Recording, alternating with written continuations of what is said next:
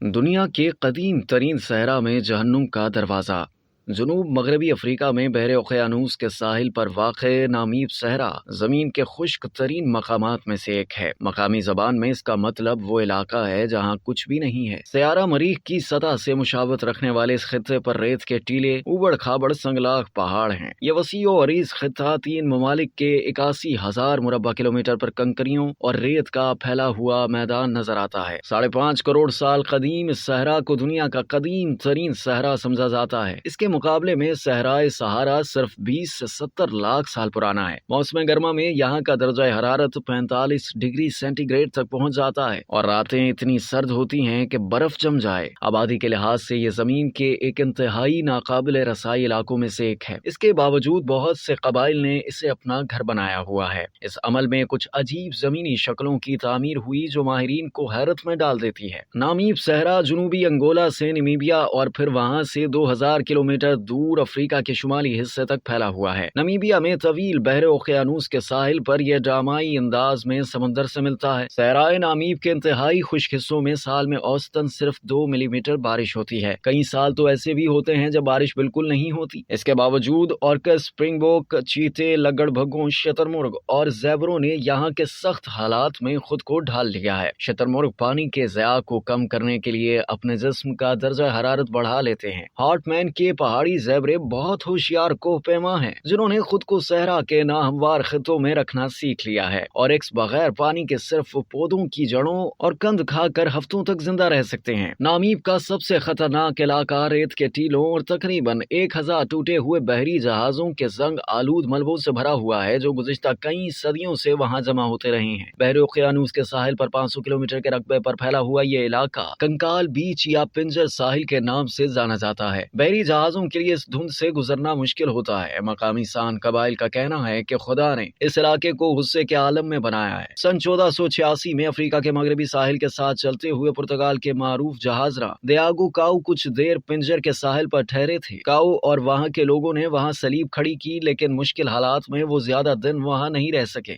جاتے جاتے انہوں نے اس جگہ کا نام جہنم کا دروازہ رکھ دیا۔ سیاح سوسویلے کے آس پاس کے ریت گہرے بھورے ٹیلوں کو دیکھنے آتے ہیں۔ نمک اور کیچڑ کا علاقہ افریقہ کے تیسرے سب سے بڑے قومی پارکوں میں شامل ہے جو 50,000 مربع کلومیٹر رقبے پر پھیلا ہوا ہے۔ ریت کے ٹیلے تو نامیب میں ہر جگہ ہوتے ہیں لیکن ان کا رنگ سوسویلے کے پاس گہرا نارنجی ہو جاتا ہے۔ یہ رنگ دراصل زنگ کا ہے۔ یہاں ریت میں لوہے کی مقدار بہت زیادہ ہے جو اسے زنگ آلود بنا دیتا ہے۔ یہاں کی کچھ ریت کے ٹیلے دنیا میں سب سے بلند ہیں۔ کچھ ٹیلوں کی اونچائی 200 میٹر تک ہے۔ سوسویلے کے شمال میں ایک ٹیلا تو تقریباً 400 میٹر اونچا ہے۔